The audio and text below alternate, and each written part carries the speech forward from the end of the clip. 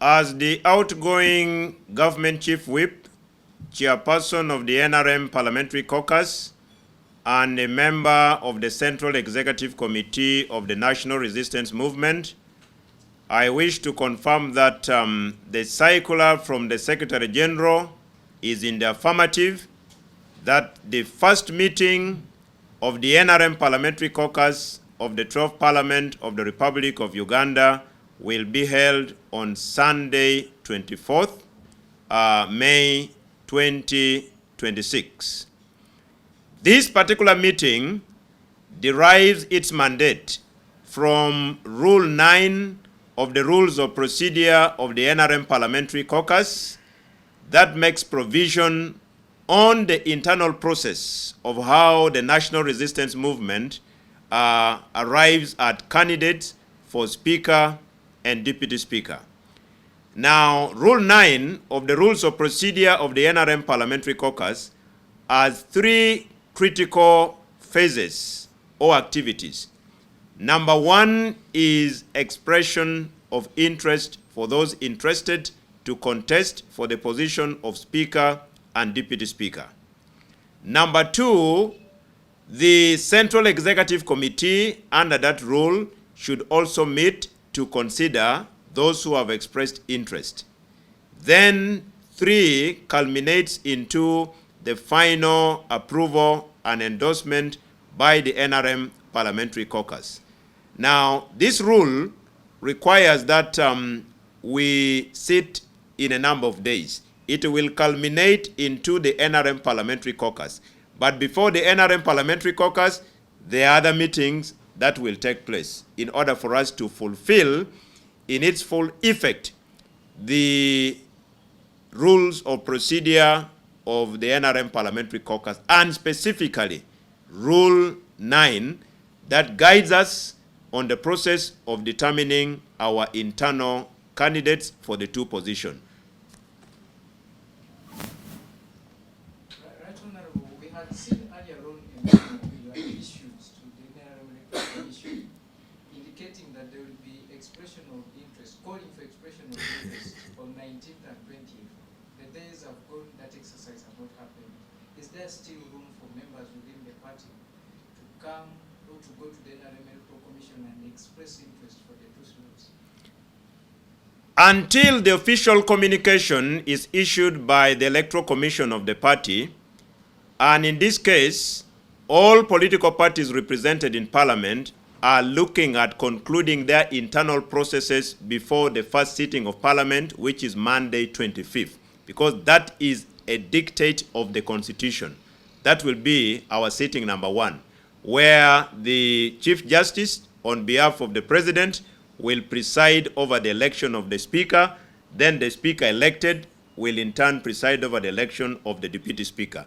Now, in between, political parties can vary their activities as long as they arrive at their candidates before 25th, which is the real day and date for electing the Speaker and Deputy Speaker. That is allowed. It is not instructive in the sense that it says between this time you must do this, you must do this. The NRM may end up dedicating like 3 days up to Sunday for all their internal processes to be conducted. That is our internal process. So we are not offending any rule, be it of Parliament as of now or of the party, as long as we comply with Rule 9 and ensure that all the three key activities are handled. We are in compliance with both our internal rule, and that will now make us also comply with the constitutional provision on the first sitting of Parliament, which cannot be moved. The first sitting of Parliament in this case must be Monday 25th. So we want to conclude all our internal related businesses before the 25th, which is a constitutional limit for electing the Speaker and Deputy Speaker of Parliament. That's it from me. Where does this leave the scientific candidates who have been already endorsed, through some social media posts on behalf of the party?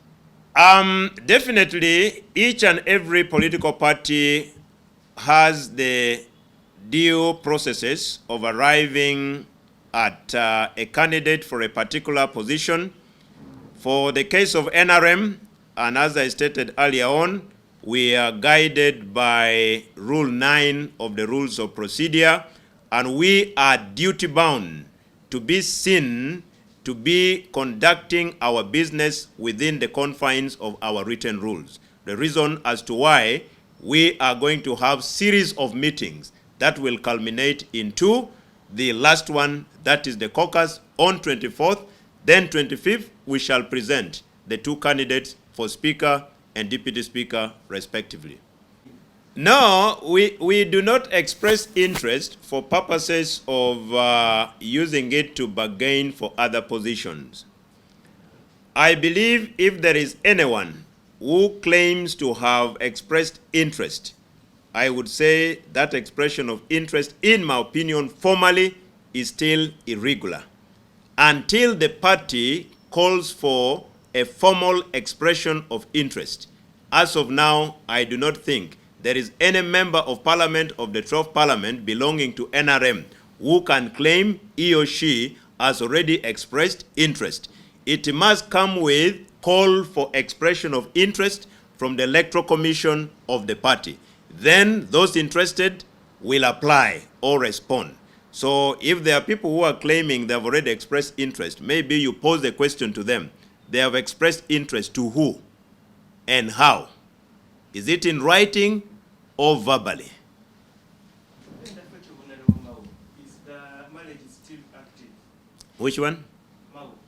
Is from those accepting interest for the speakership. In the case of political parties who have working relationships with the National Resistance Movement, I think those relationships have also limits. For the case of the Speaker of Parliament, the National Resistance Movement will definitely come out or unveil a member of NRM to be the Speaker of Parliament. Then also unveil a member of NRM to be the Deputy Speaker of Parliament. But that does not stop us from entering into written cooperation with other political parties that have accepted to associate with the ruling party, that is NRM. But they also know that within their cooperation agreements, there are limitations. Under the NRM Constitution, the chairman of NRM has powers to do anything for the betterment of NRM. If he says, I have a visitor I have invited for purposes of attending this caucus, I believe that as members and leaders of NRM, we cannot stop him. But as of now, I am not yet aware that he has written requesting for a formal invitation to be extended to him. Maybe final as we speak now, one of the second members is under investigation. Will we see Honorable Anita among attending this caucus on Sunday? When the SEC meeting is called, all members are invited.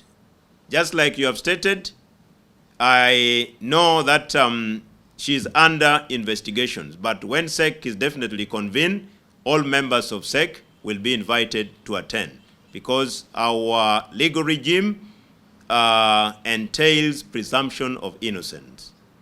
Within any unit, including at our respective homes, you can't agree with all your children or family members. There must be those who are also there to provide the checks and balances I've talked about. Daddy, you intend to buy this, but we see that the biggest challenge at home is this one. You want to buy a motorcycle. Why don't we start with a bicycle? So checks and balances are part of any democratic process, be it at a family level, at a clan level, at the leadership of a political party, even in government. That is why in parliament, you have the government side and the opposition side. The role of the opposition side is to act as a mirror in providing checks and balances to the government that has a social contract with the people. So to me, PLU being a pressure group comprising of members of NRM, a registered political party, providing checks and balances to the NRM, it is an internal way of us checking ourselves in our bedroom before we come out into the open. So I honestly believe that there are state infrastructure and institutions that are charged with responsibilities of investigations. The Central Executive Committee is a committee whose mandate is only limited to issues of the NRM, the internal issues of the NRM. The government and the state has already empowered its institutions to conduct the ongoing investigations. So I do not really think that is a subject that will be discussed in the NRM Central Executive Committee, because the relevant institutions are already conducting their statutory duties and mandate of investigations. As you are aware, in the recent past, the Central Executive Committee has not yet met, and our meeting is soon. It is yet to be confirmed. Maybe apart from informing, where we may not even have the latitude of discussing, we may stop there, because the relevant organs, as I stated, and institutions are doing their work of investigation. Mine was just, I need to get it from you. You did say, as of now, you don't have candidates for the two positions. There's a memo of 27th January 2026, which has baptized Honorable Taiba. 27th January this year. It had already baptized Honorable Anita and Thomas Taiba for the two slots. Are you meaning you whitewashed all this? Unfortunately, from that meeting to date, the Central Executive Committee has not met. That is one. But also two, I did not attend the meeting of 27th January 2026. I may only wait to see if that was a subject discussed while we are considering the minutes of the day in the coming meeting of SEC. Yeah, I was not there. That's the truth.